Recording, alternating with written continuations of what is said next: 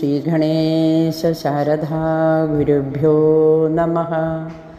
ഓം ശ്രീനാരായണ പരമഗുരവേ നമഃ.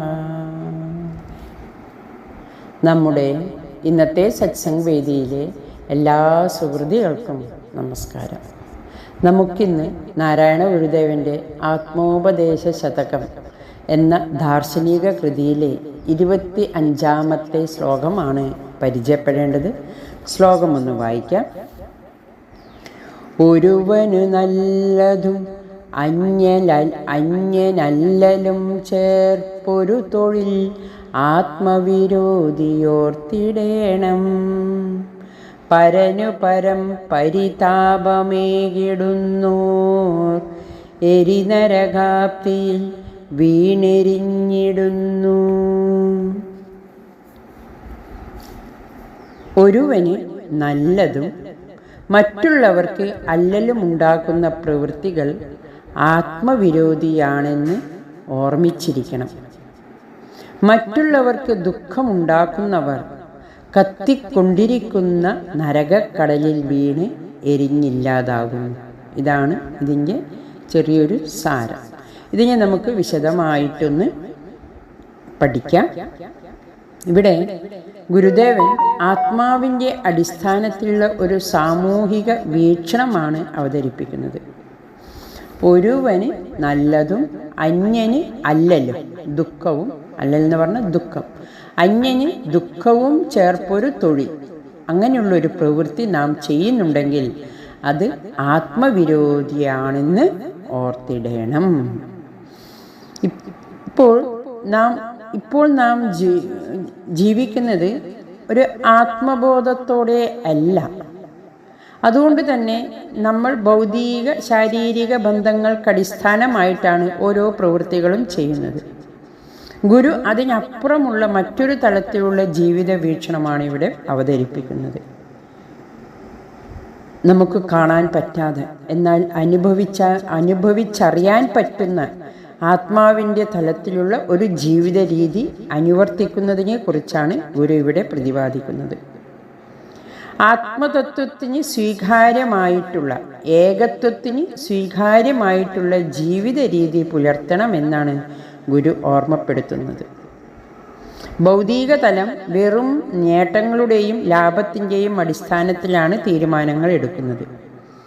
ഇവിടെ ലാഭനഷ്ടങ്ങൾക്കാണ് പ്രാധാന്യം. നമുക്ക് നേട്ടമുണ്ടാക്കണം.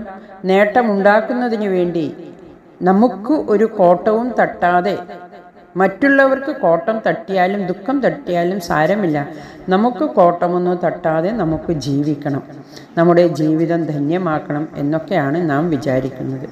അതായത് നമ്മുടെ വളപ്പിൽ തന്നെ 2 അയൽവക്കക്കാർ, അപ്പം എന്താ പറയേണ്ട, ഒരാളുടെ വളപ്പിലൊരു പ്ലാവുണ്ട്, അത് ഇങ്ങോട്ടേക്ക് മറ്റുള്ളവൻ്റെ വളപ്പിലേക്ക് ചാഞ്ഞ് കിടക്കുന്നുണ്ട്. അത് അവർക്ക് ബുദ്ധിമുട്ടാണ്, അവരുടെ വീടിന് ബുദ്ധിമുട്ടാണ്, ചായുന്നതാണ് എന്ന് വിചാരിച്ചിട്ട് നാം ആ പ്ലാവ് മുറിച്ച് മാറ്റുകയൊന്നുമില്ല ഇന്നത്തെ കാലത്ത്. എന്നാൽ അത് നമുക്ക് മുറിച്ച് മാറ്റി കൊടുക്കേണ്ടത് ആവശ്യമാണ്. അവനൊരു കോട്ടവും തട്ടരുത്. അവന് ദുഃഖമുണ്ടാക്കുന്ന, നമുക്ക് ചക്ക വേണം എന്ന് വിചാരിച്ചിട്ട് നമുക്ക് നമ്മുടെ പ്ലാവ് അത് മൂക്കണം, അതിൻ്റെ തടി നല്ലതാണ്, അത് ആവശ്യമാണ് എന്നൊക്കെ വിചാരിച്ചിട്ട് മറ്റുള്ളവന് ദോഷമുണ്ടാക്കുന്ന കാര്യമൊന്നും നാം ചെയ്യരുത്. അവരുടെ വീടിന് അത് ദോഷമുണ്ടാക്കുന്നതാണെങ്കിൽ നാം അത് മുറിച്ച് മാറ്റുക വേണം.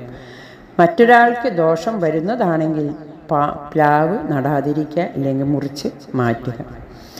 നാം മറ്റുള്ളവർക്ക് ദോഷം വരുത്തുന്ന പ്രവൃത്തിയാണ് ചെയ്യുന്നതെങ്കിൽ അത് ആത്മതത്വത്തിന് ചേർന്നതല്ല. മറ്റുള്ളവർക്ക് ഗുരുവിൻ്റെ ആ ഒരു ഉപദേശത്തിൽ മറ്റൊരാൾക്ക് ഉപദ്രവം ഉണ്ടാക്കുക എന്നാൽ എനിക്ക് തന്നെ അത് ഉപദ്രവമായിട്ട് മാറും എന്നുള്ളതാണ്. അതായത് ഞാൻ എൻ്റെ കൈ കൊണ്ട് കാലിനടിച്ചാൽ ഞാനാണ് വേദനിക്കുന്നത്.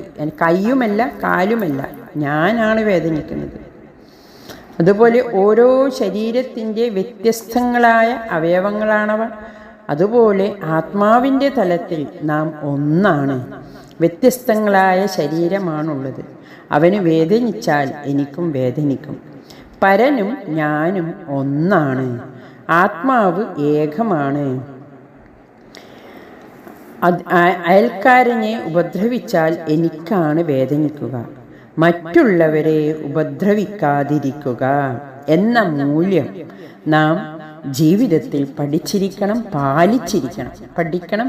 ഒരു അർത്ഥത്തിലും നാം മറ്റുള്ളവരെ, തൻ്റെ നേട്ടത്തിന് വേണ്ടി മറ്റുള്ളവരെ ഉപദ്രവിക്കാതിരിക്കുക എന്നുള്ള ഒരു മൂല്യം നാം പഠിച്ചിരിക്കണം. ഇന്ന് നമുക്ക് സാധാരണയായി കാണുന്നതാണ് മാലിന്യങ്ങൾ. തൻ്റെ വീട്ടിലുള്ള മാലിന്യങ്ങൾ, സ്ഥലമുണ്ടെങ്കിൽ കൂടി, തൻ്റെ വീട്ടിൽ അതിനെ കത്തിക്കഴിച്ച് കളയാനുള്ള സ്ഥലമുണ്ടെങ്കിൽ കൂടി അതിനൊന്നും പ്രവർത്തിക്കാതെ വേഗം മാലിന്യങ്ങൾ എടുത്ത് കാറിൽ കയറി, സ്കൂട്ടറിൽ കയറി, ആളില്ലാത്ത സ്ഥലത്ത് കൊണ്ടുപോയി അതിട്ട് മാലിന്യ കൂമ്പാരങ്ങളാകുന്നു.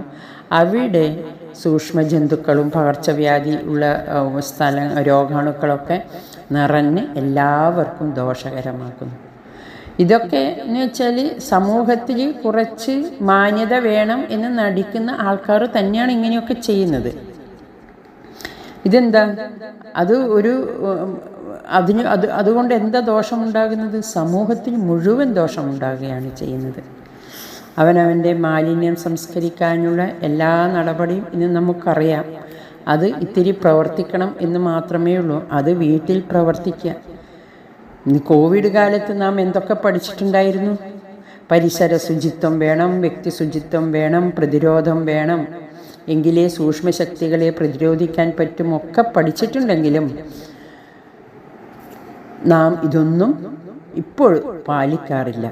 പൊതു ഇടങ്ങളിൽ മാലിന്യം അടിഞ്ഞു കൂടുന്നത് ആത്മബോധത്തിൽ അധിഷ്ഠിതമായ സാമൂഹ്യ ബോധം ഇല്ലാത്തത് കൊണ്ട് തന്നെയാണ്. നമ്മളെ മറ്റുള്ളവരിൽ നിന്ന് അന്യമായി കാണുന്നത് കൊണ്ടാണ്. നമ്മുടെ ചിന്തയിൽ ഒരു പൊതു അറിവ് ഉണ്ടാകണം. മറ്റുള്ളവരെ ഉപദ്രവിക്കുന്നത് തന്നെ ഉപദ്രവിക്കുന്നതാണെന്ന അറിവിൽ നാം എത്തിപ്പെടണം. മറ്റുള്ളവരെ മറ്റൊന്നായി കാണരുത്. എല്ലാവരും ഒരു പൊതു തത്വത്തിൻ്റെ ഭാഗമാണ്.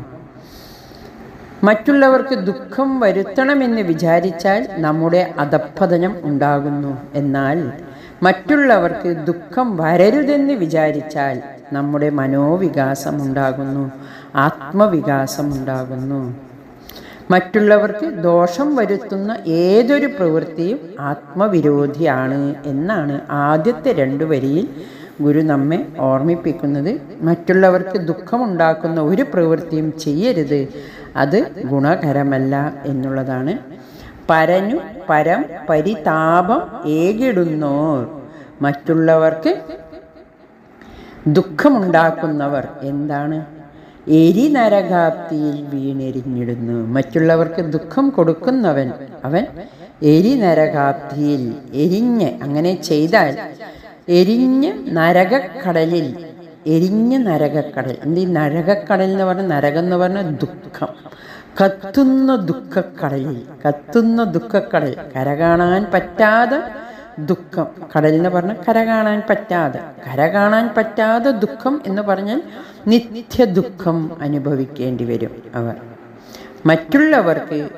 മറ്റുള്ളവരെ നാം വേദനിപ്പിച്ചാൽ, ഉപദ്രവിച്ചാൽ നിശ്ചയമായിട്ടും അതൊരു പ്രകൃതി നിയമമാണ്. അത് നമുക്ക് നിത്യദുഃഖം അനുഭവിക്കേണ്ടി വരും.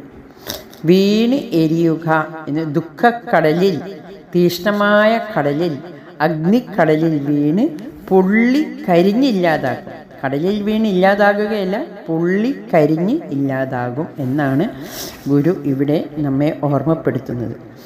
ആത്മതത്വത്തിൽ അധിഷ്ഠിതമായ ജീവിതം മനസ്സിലാക്കാത്തവർ, ആരെയും കുറിച്ച് ചിന്തിക്കാതെ അവരുടെ വിജയം മാത്രം പ്രതീക്ഷിച്ച് പലതും ചെയ്തു കൂട്ടും.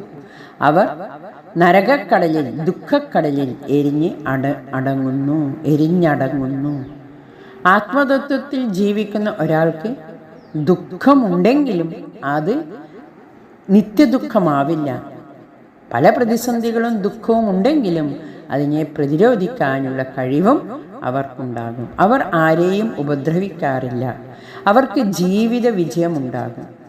മറ്റുള്ളവർക്ക് ദോഷമുണ്ടാക്കുന്നവർ നരകക്കടലിൽ വീണ് എരിഞ്ഞടങ്ങുന്നു. നമ്മുടെ പൂർവികർ വേദാന്തമൊന്നും പഠിച്ചില്ലെങ്കിലും അവരെന്നും നമുക്കൊക്കെ പറഞ്ഞു തരാറുണ്ട്, ആരെയും ഉപദ്രവിക്കരുത്, കാരണം ജീവിത അവസാനം ഒരു വിധിയുണ്ടെന്നും അത് നമ്മുടെ കർമ്മഫലമാണെന്നും അത് നല്ല ഫലം കിട്ടാൻ ജീവിതത്തിൽ ആത്മതത്വത്തിൽ അധിഷ്ഠിതമായി ജീവിക്കണമെന്നും ആരെയും ഉപദ്രവിക്കാതെ, ആത്മതത്വത്തൊന്നും അന്ന് അവർ പറയാറില്ല, ആരെയും ഉപദ്രവിക്കാതെ ജീവിക്കണമെന്നും ആരെയും ജീവിതത്തിൽ ഉപദ്രവിക്കരുതെന്നും നമ്മുടെ പൂർവികർ നമുക്ക് പറഞ്ഞിട്ടുണ്ട്. എന്തിനാ അങ്ങനെ പറഞ്ഞു തരുന്നത്? നല്ല പ്രവൃത്തികൾ ചെയ്യാൻ. അത് തന്നെയാണ് ഗുരു ഇവിടെ നമ്മെ ഓർമ്മപ്പെടുത്തുന്നത്. ആത്മതത്വത്തിൽ അധിഷ്ഠിതമായി ജീവിക്കണം. മറ്റുള്ളവർക്ക് ദുഃഖം ഉണ്ടാക്കുന്ന പ്രവൃത്തികൾ ചെയ്താൽ നമ്മൾ ദുഃഖസമുദ്രമാണ് കാത്തിരിക്കുന്നതെന്ന്. നല്ല പ്രവൃത്തികൾ ചെയ്യണം. എരി നരകാപ്തിയിൽ വീണ് എരിഞ്ഞിടുന്നു.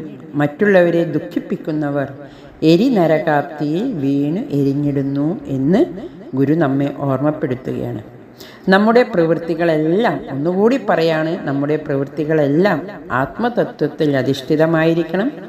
എന്നിലും മറ്റുള്ളവരിലുമുള്ള ചൈതന്യം ഒന്നാണെന്നും മറ്റുള്ളവരെ ഉപദ്രവിച്ചാൽ എനിക്ക് തന്നെയായിരിക്കും ദുഃഖം അനുഭവിക്കേണ്ടി വരിക എന്നറിഞ്ഞ് ജീവിതം ആത്മതത്വത്തിൽ അധിഷ്ഠിതമായി ജീവിക്കണമെന്ന് ഗുരു നമ്മെ ഓർമ്മപ്പെടുത്തുന്നു.